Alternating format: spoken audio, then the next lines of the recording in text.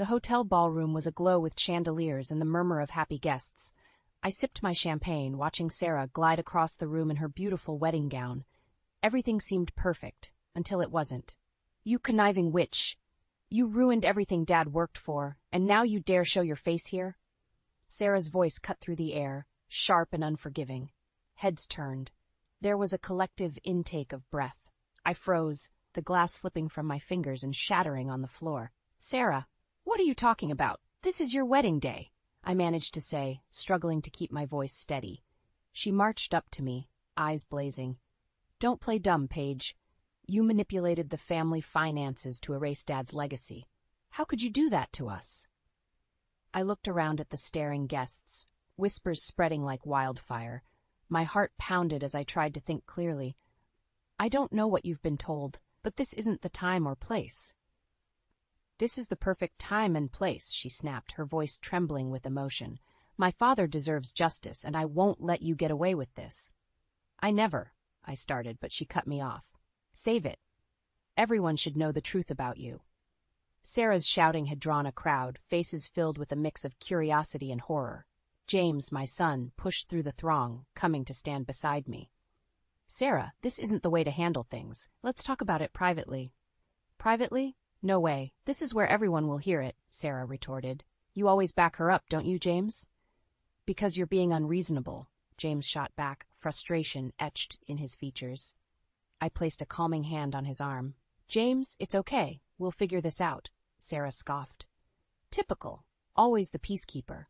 "Well, Mom, this time you can't sweep it under the rug." A murmur of agreement rippled through the guests. People were hanging on every word. I faced Sarah, feeling a mixture of sadness and resolve. "If there are issues to discuss, we will, but not here. You deserve your wedding day to be perfect, not marred by accusations." She snarled. "Perfect? This day is already ruined thanks to you. You took everything from us." Before I could respond, her new husband Tom swept in, trying to pull her away. "Sarah, let's go. This isn't the moment." She shook him off. "No, Tom. Everyone needs to know what she's done." Tom looked at me, then back at Sarah. "We can handle this later. Please, don't ruin our day." For a moment, Sarah softened, her grip on her anger loosening just enough to let Tom lead her away. The guests resumed their hushed conversations, casting furtive glances in my direction. James sighed deeply. "Mom, what's going on?" I shook my head, trying to process. "I don't know, James, but we'll get to the bottom of it." The sense of normalcy seemed fragile, like it could shatter at any moment. I knew this was far from over. As Sarah disappeared into the crowd with Tom, a storm of questions swirled in my mind. What had turned her against me so fiercely? What secrets lay buried beneath her accusations? I was determined to find out, and to clear my name. The peace and unity I had worked so hard to maintain in our blended family were unraveling, one thread at a time. The commotion of the wedding day still echoed in my mind as I sat on the porch, memories of the past flooding back. I closed my eyes and found myself back in the whirlwind days when Bruce and I first met. It was late fall, the leaves blanketing the streets with a golden glow. I had walked into the quaint coffee shop on Main Street, seeking warmth from the crisp, biting air. That's where I first saw him. Bruce Miller, the charismatic entrepreneur who seemed to light up the room just by being in it. "Excuse me, is this seat taken?" he had asked, flashing a grin that melted away any reservations I had. "No, please, go ahead," I replied, my heart fluttering in my chest. Our conversation that day flowed effortlessly, as though we had known each other forever. By the time our coffee cups were empty, I knew Bruce was special. Our dates were a whirlwind of dinners, spontaneous road trips, and long, heartfelt conversations about life, dreams, and family. One evening, a few months after we started dating, Bruce took my hand as we walked along the riverbank. The sun dipped below the horizon, painting the sky in hues of orange and pink. "Paige," Bruce said, turning to face me, his eyes serious but full of warmth, "I know it's complicated, but I want to spend my life with you. Will you marry me?" My breath caught. "Yes, Bruce, I'll marry you," I whispered, barely able to contain my joy. From that moment on, life seemed almost magical. Our wedding was a small, intimate affair. Bruce's daughter Sarah was there, a distant but polite teenager, trying her best to accept the new addition to her life. Blending our families was no easy feat. Sarah was reserved, often retreating to her room rather than joining us for family dinners. Bruce would try to bridge the gap, often sharing stories to make us laugh. "Give her time, Paige," Bruce would say gently. "She'll come around." I nodded, hopeful. But every so often I'd catch Sarah's stare, a cold glimmer of resentment that she masked well around Bruce. One evening, as we sat by the fireplace, Bruce looked at me, his expression thoughtful. "You've been amazing, trying to bring the family together." "I just want us to be a family, Bruce," I replied, squeezing his hand. Sarah's subtle hostility was something Bruce didn't see, perhaps because he didn't want to. He was Daddy's little girl, even if she was growing up, and he wanted so badly for us all to be happy. In the months following our marriage, Bruce's business began to thrive. The long hours and dedication he put into his company paid off, but it also meant he was away more. I did my best to hold the family together, supporting Sarah's school events and cheering James on at his soccer games. But every step closer I tried to get with Sarah seemed to push her further away. Our interactions were often laced with unspoken tension. Whenever I made efforts to bond, she would nod curtly and disappear into her room. "Mom, why doesn't Sarah like you?" James asked one evening, after a particularly cold one-word response from Sarah. "She's adjusting, honey," I said, hoping my words would become the truth. I stood by the window, gazing out at the twilight sky. The family I had dreamt of was filled with cracks beneath the surface. I didn't see the storm brewing underneath Sarah's calm facade, nor the lengths she would be willing to go to vent her silent anger. How blind love and determination had made me. Dinner time had become a tense affair in our household. Bruce had always insisted on family dinners, sitting us down together every evening. It was meant to be a time to connect, but more often than not, it felt like navigating a minefield. "Sarah, how was your day?" Bruce asked one evening, his voice filled with genuine interest and warmth. "Fine," she replied curtly, pushing her food around on her plate. She barely looked up, her face a mask of indifference. James tried to break the silence. "We're working on a cool project in science class. We're building a rocket model." "That sounds exciting, James," Bruce said with a smile. "Right, Sarah? You think so too?" Sarah muttered, disinterested. Bruce gave me a worried glance. I responded with a small, encouraging smile, though inwardly I was exhausted by the constant effort to maintain peace. Later that night, I found Sarah in the kitchen, rummaging through the fridge. "Let's talk." "Sarah," I said, trying to sound calm and inviting. She sighed, shutting the fridge door with more force than necessary. "What is it, Paige?" "I know things have been rough between us, but I'd like us to find a way to get along. For Bruce's sake, if nothing else." She crossed her arms, her eyes narrowing. "For Bruce's sake? How noble of you." "Sarah, please. This hostility isn't helping anyone. Can we try?" "You don't get it, do you?" she snapped, her voice rising. "You're so focused on playing the perfect wife and mother, but you're not my mom. You never will be." "I'm not trying to replace your mom," I said, my voice breaking slightly. "I just want us to be a family." She scoffed, turning away. "Family? This isn't a family. It's your fairy tale. And I'm just a prop in it. Sarah? Save it, Paige. I don't need your fake concern. Just stay out of my life," she said, storming out of the kitchen and leaving me standing there, feeling more divided than ever. The days turned into weeks, and if anything, Sarah grew colder. Any attempt to reach out was met with disdain or outright hostility. Bruce, caught up in expanding his business, noticed but attributed it to typical teenage angst. Only James seemed to sense the depth of Sarah's resentment. At a family game night, James tried to lighten the mood. "How about Monopoly? We haven't played that in a while." Bruce agreed eagerly. "Great idea, James. Sarah, care to join us?" Sarah shot me a glare before plastering on a fake smile. "Sure, why not?" As we played, the tension was palpable. Every move seemed to irritate Sarah more, until finally she exploded over a petty loss. "This is so dumb," she yelled, shoving the game pieces aside. "Why do we even bother?" "Sarah, calm down," Bruce said, surprised by her outburst. "No, I'm done pretending," she snapped, turning on her heel and leaving the room. Bruce sighed heavily. "What am I missing, Paige?" "All we can do is keep trying," I said, though the words felt hollow even to me. Quiet moments alone with Bruce were rare, but cherished. One night, we sat on the porch, the cool night air offering a brief respite from the day's troubles. "It'll get better," Bruce said, more to himself than to me. Sarah just needs time. I really hope so, I replied, leaning into him. But deep down, I sensed that something more sinister was brewing inside Sarah, something that time alone wouldn't heal. As I watched the stars flicker above, I hoped against hope that this storm would pass. But Sarah's brooding silence and cold stares told me otherwise. She was a ticking time bomb, and I feared the day she would explode. The phone call came late one evening. Bruce had been working long hours, often coming home exhausted. But that night, he hadn't come home at all. "Paige," the voice on the other end was solemn. "It's Bruce. He's had a stroke." Everything after that was a blur. The rush to the hospital, the sterile smell of antiseptic, the sympathetic looks from the doctors and nurses. Bruce didn't survive the night. At the funeral, Sarah stood apart from us, her face an unreadable mask. James leaned on me, his grief palpable. We gathered around Bruce's grave, tears spilling freely. The reality of his absence felt unbearable. During the service, Bruce's old business partners approached me, their faces grave. "We're so sorry for your loss, Paige. Bruce was a good man." I nodded through my tears.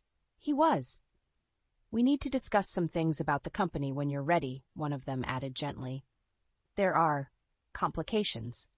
"Of course," I managed to say, though I wasn't ready for anything but mourning. After the funeral, the house felt impossibly empty. Sarah was distant, her cold demeanor even more pronounced. She barely spoke during meals, her presence a stark reminder of the fractured family Bruce had left behind. One evening, as I was sitting in Bruce's office trying to make sense of the business documents, Sarah walked in. "Do you even care, Paige?" I looked up, startled. "Of course I care, Sarah. I loved your father deeply." "This isn't about Dad," she snapped. "It's about you taking over everything, his business, his legacy. You're just replacing him like it's nothing." "That's not true," I protested. "I'm trying to keep his work alive, for all of us." "For you," she charged. "This is all about you and your control." "Sarah, that's not fair," James said, stepping into the room. "Stay out of this, James," she retorted. "Stop it, please," as I said, holding back tears. "We need to stick together now more than ever." Sarah's eyes narrowed. "Stick together? You mean fall in line under you, right?" "Sarah, why are you doing this?" James asked, his voice shaking. "Dad wouldn't want us to fight like this." "Dad isn't here to want anything," she said coldly, "and neither of you understand what's at stake." She stormed out, leaving a silence heavy with unresolved anger. Days turned into weeks, and I met with Bruce's business partners, trying to understand the complexities of his company. One day, one of the partners, Mr. Riley, pulled me aside. "Paige, there's something you need to know," he said, his voice low. "We've found discrepancies, large sums of money unaccounted for. It looks like someone's been embezzling." My heart sank.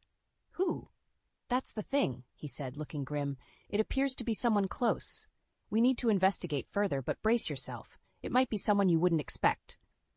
A shadow of doubt crossed my mind. "You mean Sarah?" He hesitated. "It's too early to say, but we need to be thorough." As I absorbed the news, I felt a new resolve. I had to protect Bruce's legacy, our family, from falling apart.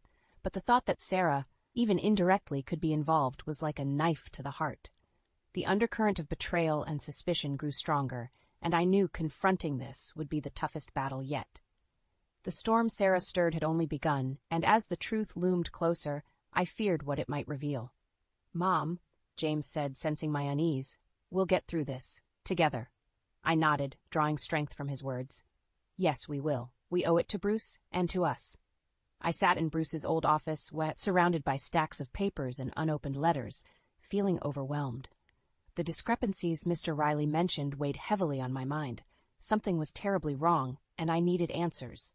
The door creaked open, and Sarah walked in with a defiant glare. "Still playing the grieving widow, I see," she said, her voice dripping with sarcasm. "Sarah, we need to talk," I said, trying to keep my composure. "There are financial issues with the company. Serious ones." Her eyes narrowed. "And you're blaming me, of course. How convenient." "I'm not blaming anyone yet," I replied.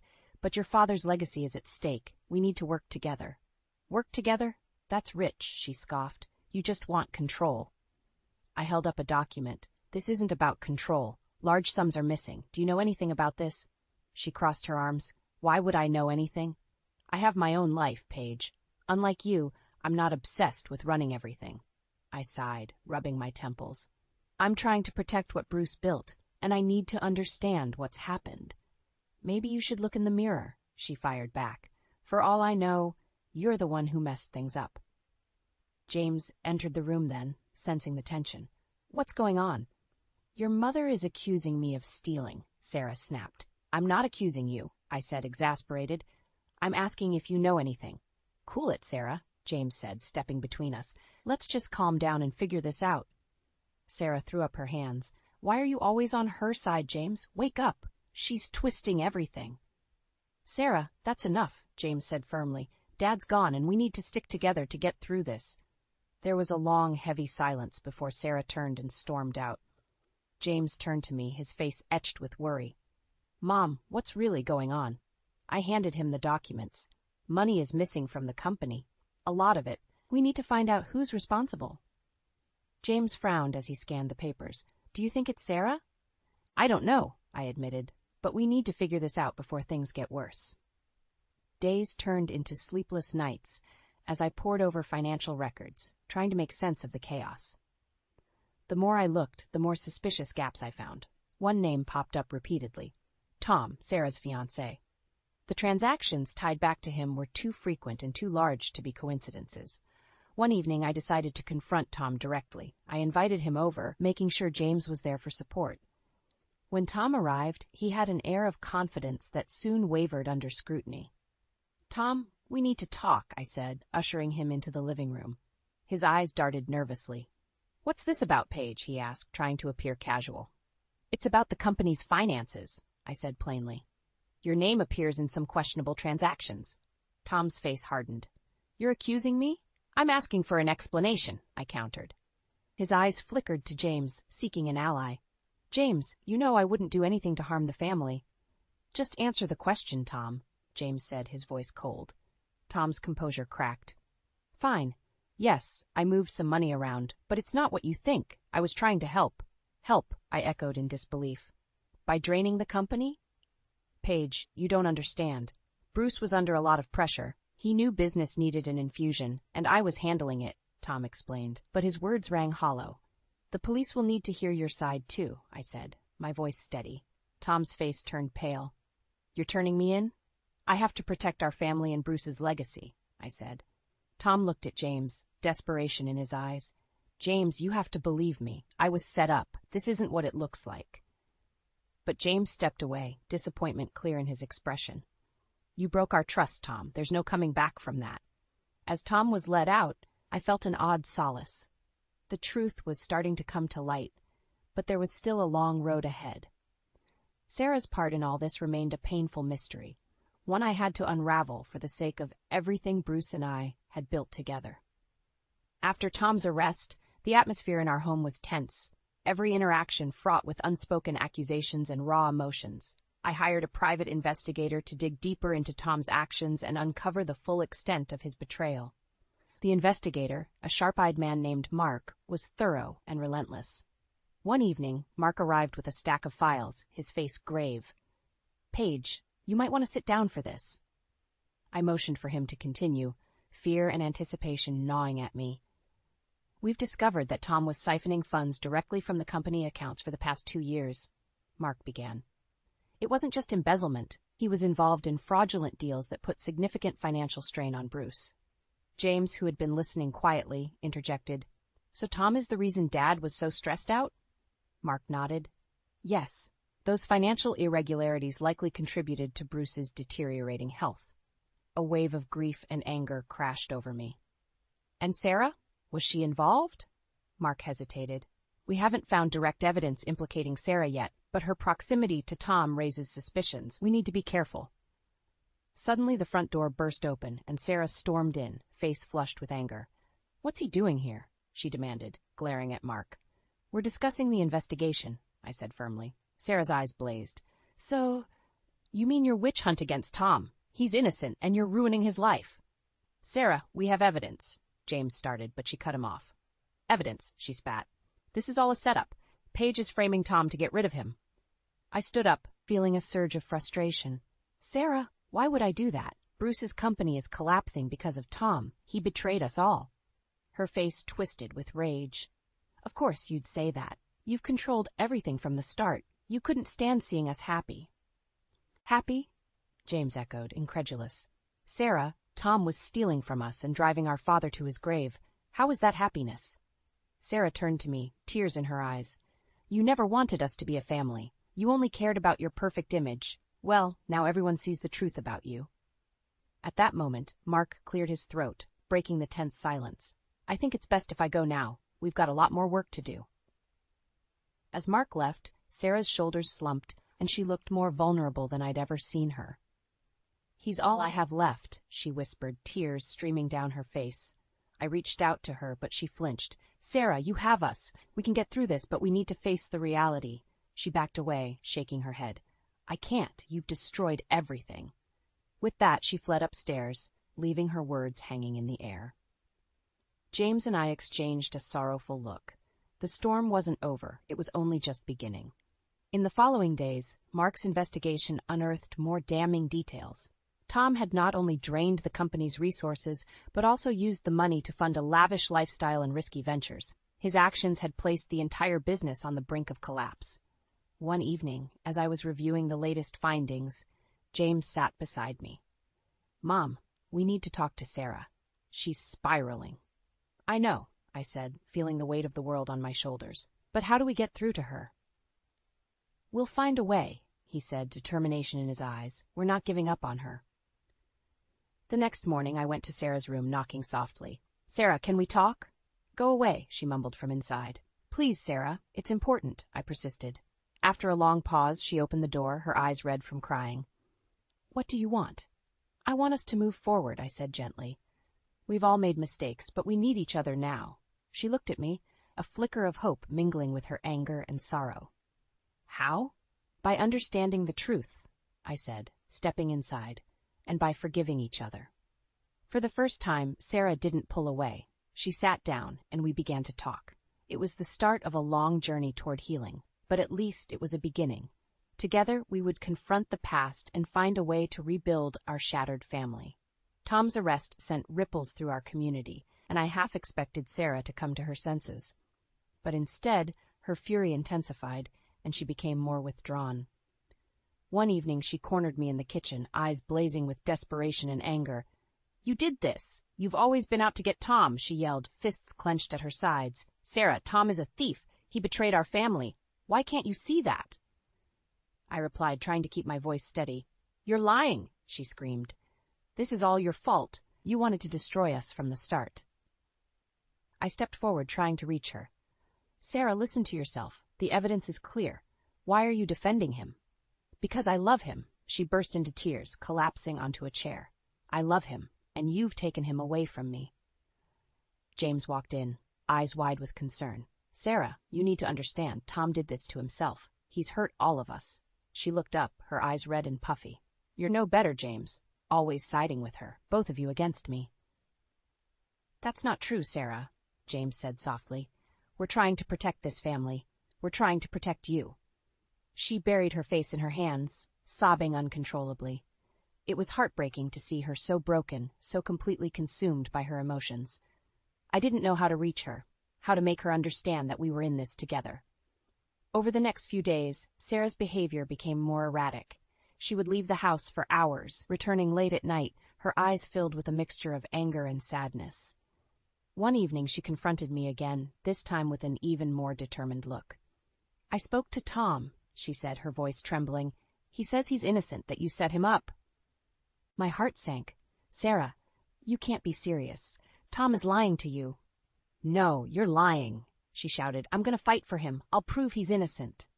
Sarah, please, I begged. Don't do this to yourself. Don't do this to us. She turned on her heel, leaving me standing in the kitchen, a deep sense of dread settling in my stomach. A few days later, Sarah returned home with a lawyer demanding we drop the charges against Tom. The lawyer, Mr. Johnson, looked uncomfortable as he laid out their case. Paige, Sarah believes Tom is innocent, and we're here to prove it, he said. I was stunned. Prove it? How? She believes there is evidence that wasn't considered, that the investigation was biased, Mr. Johnson explained. Biased? James interjected. Tom's guilt is clear, Mr. Johnson. He admitted to the crimes. But under duress, Sarah insisted. He was forced into a confession. That's ridiculous, I said. Tom had every opportunity to come clean. He chose to lie and steal. Mr. Johnson cleared his throat. We'll be requesting a review of the case. Until then, I'd advise you to reconsider your stance. As they left, I felt the ground beneath me shift. Sarah was determined to fight for Tom, no matter the cost. Her refusal to see the truth was tearing us apart. That night, I lay in bed, staring at the ceiling, overwhelmed by the weight of it all. James sat beside me, his presence a calming balm. We'll get through this, Mom, he said softly. We have to. I know, I whispered, but I'm worried about Sarah. She's so lost. We'll find a way to bring her back, James reassured me. We just need to be patient. The days passed and the tension grew. Sarah's desperation drove her actions, pushing her further away from us. It was a painful reminder of how fragile our family had become. The truth was out there, but Sarah wasn't ready to accept it. As I stood at the window watching the sunset, I knew this battle was far from over. We had to hold on, to fight for the truth, no matter how hard it got. For Bruce, for our family, and for Sarah, we couldn't give up. The storm was still raging, but we had to weather it together. The courtroom was silent except for the murmur of hushed voices as the judge banged his gavel. Tom stood in the dock, his face a mix of defiance and desperation. Sarah sat behind him, her expression a blend of hope and fear. The prosecution had presented a solid case, and now it was the defense's turn. Mr. Johnson walked to the front looking determined. Ladies and gentlemen, Tom Reed is innocent. He was manipulated into a confession. The true culprit is Paige Miller. Gasps echoed through the room. I tightened my grip on James's hand, feeling the eyes of the courtroom on me. Mr. Johnson laid out his argument, weaving a tale of deceit and manipulation that painted me as the villain. When it was finally my turn to testify, I stood up, my heart pounding. The prosecutor, Mr. Evans, guided me through the questions. Mrs. Miller, did you have any involvement in the embezzlement? He asked. No, I did not, I replied firmly. Explain how you discovered the financial discrepancies, he continued. I noticed irregularities in the accounts after Bruce's death. I hired a private investigator who uncovered Tom's involvement, I said, glancing at Sarah, who was glaring at me. Mr. Evans nodded. Thank you, Mrs. Miller. No further questions. Mr. Johnson approached, a smirk on his face. Mrs. Miller, isn't it true that you wanted control of the company after Bruce's death? I wanted to protect his legacy, I replied. Or to control it, he pressed. Objection, Your Honor, Mr. Evans interjected, asked and answered.